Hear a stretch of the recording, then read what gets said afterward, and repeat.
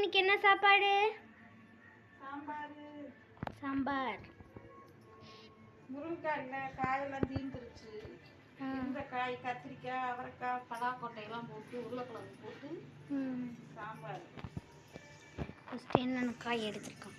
அவரைக்காய், பொட்டேட்டோ, பலாக்கொட்டை, அவரைக்காய், கத்திரிக்காய், மாங்காய், தக்காளி, வெங்காயம், கருவேப்பிலை.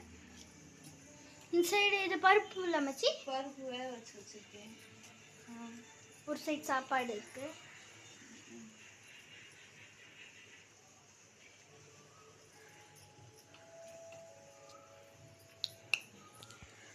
நெக்ஸ்ட் ஏதாவது பொடி ஏதாவது ஆட் பண்ணுவீங்களா மச்சி? சாம்பார் தூள். சாம்பார் ஆச்சிதான் இருந்தது. ஆச்சி தான். சத்தி தீந்துருச்சான். ஓ, இதுக்கு என்ன பொடி வேணா போட்டுக்கலாம் சாம்பார்ல. ஆச்சி இல்லை சத்தி அந்த மாதிரி எந்த பிராண்ட் சாம்பார் பொடி வேணாலும் போட்டுக்கலாம். ஓகே, இதில் இருக்க சைட்ஸில் இருக்கிறது தான் நம்ம இந்த நார் மாதிரி இருக்கிறதுலாம் இதெல்லாம் ரிமூவ் பண்ணிட்டு போட்டால் தான் அவரைக்காவோட டேஸ்ட் தெரியும். அதே மாதிரி பலாக்கொட்டையில் இருக்க தோலையும் உரிச்சிடணும். இந்த மாதிரி தோல் இருக்குல்ல, இதையும் உரிச்சிடணும்.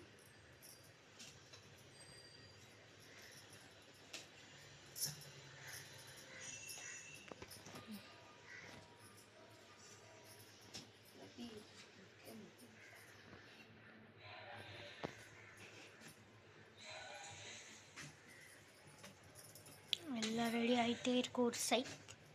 இப்போ எல்லாம் எத்தனை குவான்டிட்டியில் எடுக்கிறோம், எத்தனை பேருக்கு இது அப்படின்னு சொல்லிடலாமா? 2 நேரத்துக்கு 6 பேருக்கா? 6 பேர் 5 பேருக்கு. இப்போ பலாக்கொட்டை அதெல்லாம் உரிச்சிட்டு அதுக்கப்புறம் ஃபஸ்ட்டு இடிச்சுட்டு இது பண்ணும்போது நம்மளுக்கு கொஞ்சம் ஈஸியாக இருக்கும்.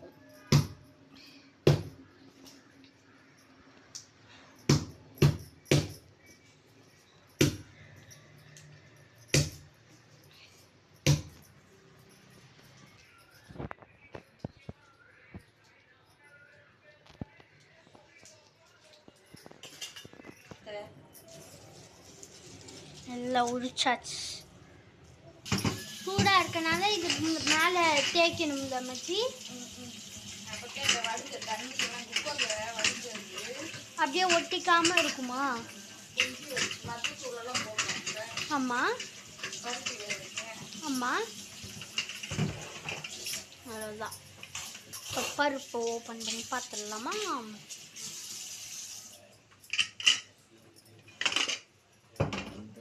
தண்ணியாக இருக்கும். நெக்ஸ்ட் ஸ்டெப் என்ன பண்ணுறாங்கன்னு பார்த்துக்கலாம். நல்லா வெந்து ஒட்டிக்கும்.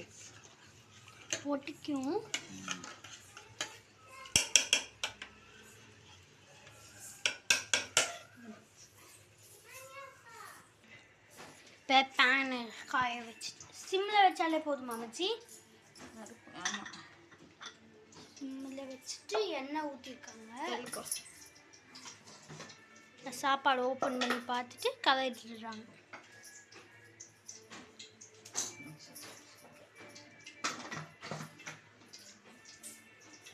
இப்போ எண்ணெய் நல்லா காஞ்சிடுச்சு, சவுண்டு கேட்குது. நெக்ஸ்ட் அஞ்சரைப்பட்டியிலேருந்து என்ன போடுறாங்கன்னு பார்த்துடலாம். சீரகம்,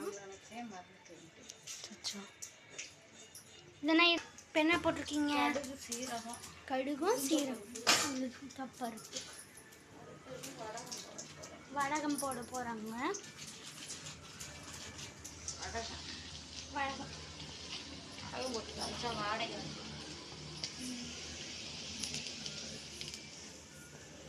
வடகம் போடாட்டினா வேறு என்ன மச்சி போடலாம்?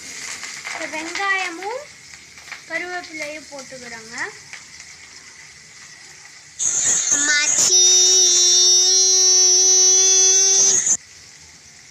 வெங்காயமும் கருவேப்பிலையை போட்டுட்டு கரண்டி வச்சு கிண்டினோன்னா அடியில் இருக்கிறதுல கோல்டிஷ் ப்ரௌன் கலரில் இருக்கும். மேலே இருக்கிறது மட்டும்தான் அப்படியே கொஞ்சம் நிற்கும்.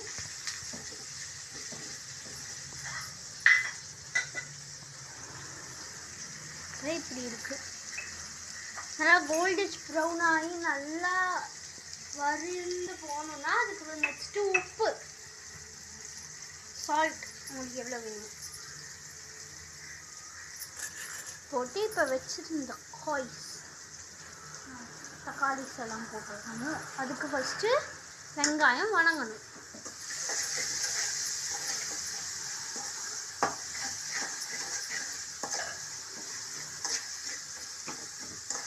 வெங்காயம் நல்லா வணங்குது.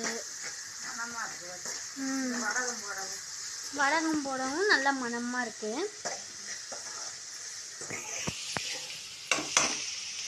அதே மாதிரி நெக்ஸ்ட்டு என்னென்ன ரெசிபிஸ் உங்களுக்கு வேணுன்றதை கமெண்ட் பண்ணுங்கள்.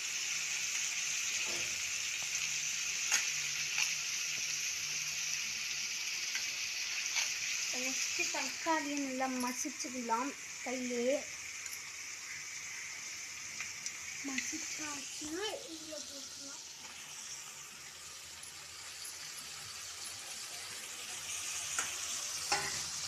நல்லா மசிந்து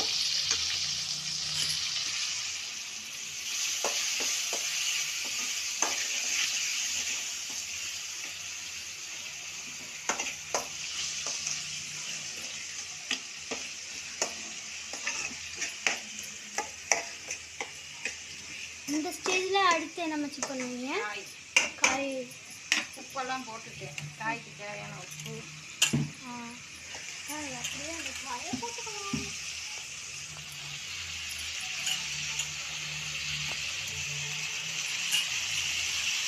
மாங்காய், கத்திரிக்காய், அவரைக்காய், என்னென்ன காய் இருக்குன்னு வீடியோ ஃபஸ்ட்லேயே காமிச்சிருங்க. அது கொஞ்ச நேரம் ஷார்ட் பண்ணுறதுனால அதில் இருந்த வேஸ்டெல்லாம் இப்போ ரிமூவ் ஆயிடுச்சு.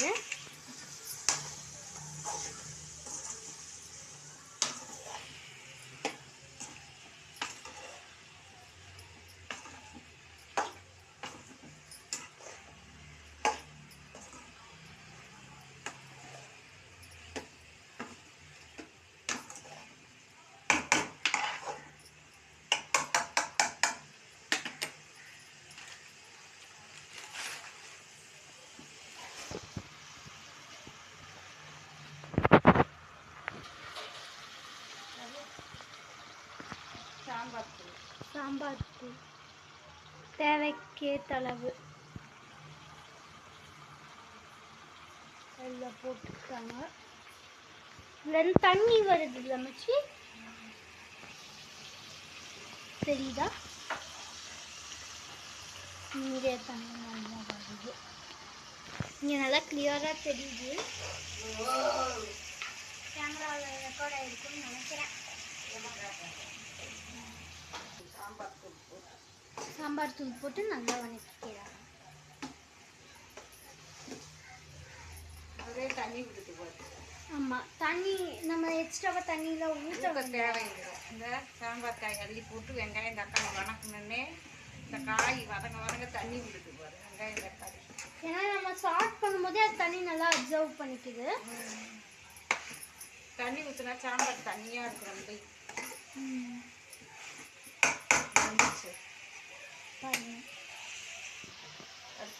இது பார்க்கும்போது இந்த கிம்ச்சி, இந்த கொரியன் ஃபேன்ஸ்க்குலாம் தெரியும் கிம்ச்சின்னா அந்த இது மாதிரி இருக்கு. நெக்ஸ்ட் பருப்பு வேக வச்சோம். மஞ்சள் சீரகம் பெருங்காயம், ஆயில், வெந்தயம் கொஞ்சம் போட்டு பருப்பு வேக வச்சுருக்கோம்.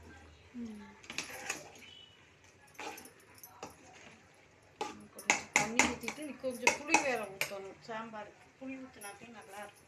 ஆமாம், நம்ம அப்படியே கேமராவில் காட்டிடுவோம் பாருங்கள். இப்போ பருப்பு வேற கொஞ்சம் தண்ணி ஊற்றி தான் வேக வச்சனால அதுலேருந்து இதுவும் சேர்ந்து நல்லா இருக்கு. இப்போ நெக்ஸ்ட்டு கொஞ்சம் தண்ணி கொஞ்சோண்டு ஊற்றிக்கலாம். அதை அப்படியே சார்ட் பண்ணிட்டிங்கன்னா இது கொஞ்சம் நல்லாயிருக்கும்.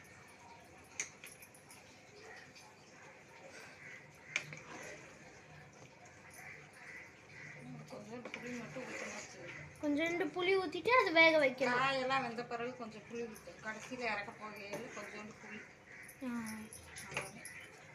இந்த வீடியோவும் பிடிச்சிருந்துச்சு, இன்னும் அடுத்த ரெசிபிஸ் உங்களுக்கு வேணும் அப்படின்னா கண்டிப்பாக சேனல் சப்ஸ்கிரைப் பண்ணுங்கள். நீங்கள் என்னென்ன ரெசிபிஸ் கேட்குறீங்களோ அந்த ரெசிபிஸை நம்ம கண்டிப்பாக ட்ரை பண்ணிடலாம்.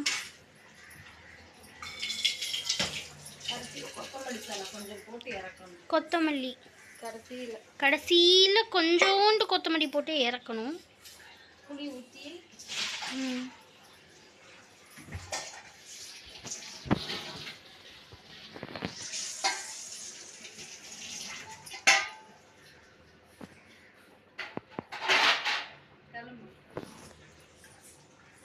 கால்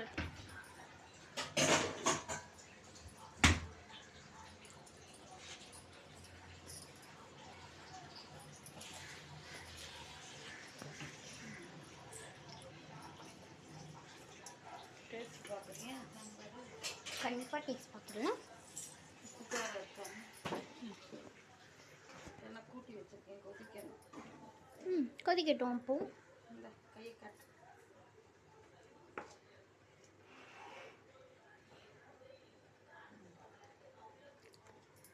புளி ஊற்றணும். நல்லா இருக்கு. புளி மட்டும் ஊற்றணும்.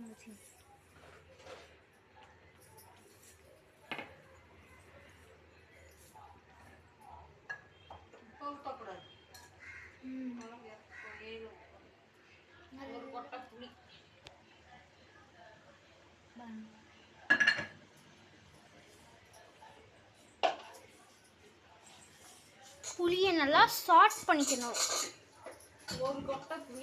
ஒரு கொட்டை புளி. ஆமாம். இப்போ 2 சைடுமே நம்மளுக்காக வெயிட்டிங்.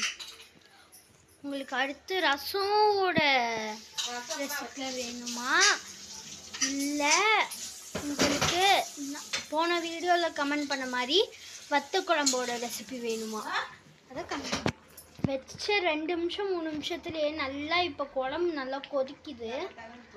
ஆமாம், செம்ம ஸ்மெல்லு. ஏன்னா ஃபஸ்ட்டே வடகம் எல்லாம் போட்டிருந்தோம். ஸோ சரி ஸ்மெல் அடிக்குது. அப்பப்போ பருத்தி பிடிச்சிடாம கிண்டி விடணும். சாம்பார் காய் வெந்தமே இல்லைன்னா பருப்பு கீழே போய் இதுவாகிடுமா? அடிச்சு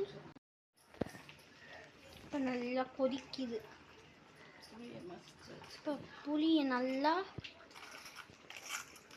எப்பயுமே கையில் தான் மசிச்சாதான் நல்லா மசியும்.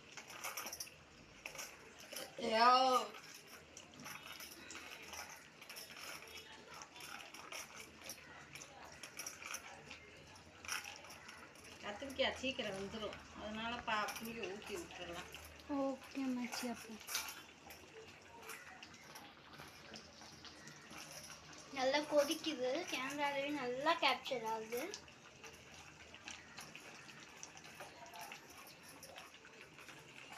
என் கேமரா மிஸ் ஆகுது, இல்லைன்னா அதில் தான் வீடியோ எடுத்திருப்பேன்.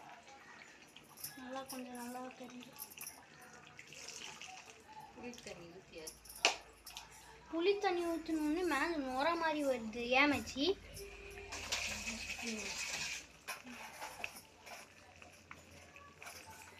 தெரியுதுன்னு நினைக்கிறேன். கெட்டு போகாது. புளி ஊற்றினோம்னா சாம்பார் கெட்டு போகாமல் இருக்கும். நல்லாவும் இருக்கும் டேஸ்ட்டு. இது ஒரு டிஃப்ரெண்டான டேஸ்ட்டாக இருக்கும். கண்டிப்பாக ட்ரை பண்ணிவிட்டு கமெண்ட்ஸில் எப்படி இருக்குன்னு சொல்லுங்கள்.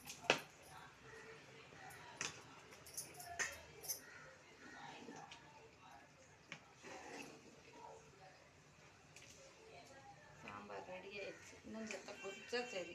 தக்காளி போட்ட அடையாளமே தெரியல. ஆமாம், நல்லா மசிச்சனால அது இருக்கான்னு கூட தோல் மட்டும் தேடிக்குது. ஆமாம், கொதிச்சோன்னே இறக்கிடாங்க. அவ்வளோதான். ஏதோ போகணும். கொத்தமல்லி தரையில் தீந்து கடையில் தீந்துட்டான். அப்போ உங்கள் வீட்டில் கொத்தமல்லி இருந்துச்சுன்னா அது போட்டுட்டு அதுக்கப்புறமா இறக்குங்க. நல்லா வாடையணும். கொதிக்கையிலே போடுங்க. கொதிக்கையிலே நல்லா கொதிச்சுட்டு இருந்துச்சுல்ல, சாம்பார் கொதிக்கையிலே கொத்தமல்லி இருந்தால் போட்டு விட்டுருங்க. ஆமாம்.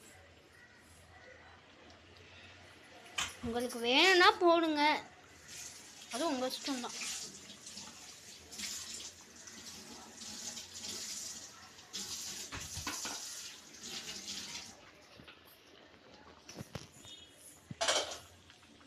ஜாம் போட்டு குளிக்கணும்.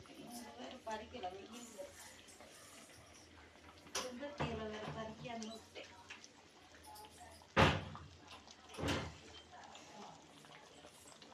போதும், என்ன முடிஞ்சிருச்சு, அவ்வளோதான். இன்னும் 2 கொதி விட்டுட்டு அதுக்கப்புறமா இறக்கி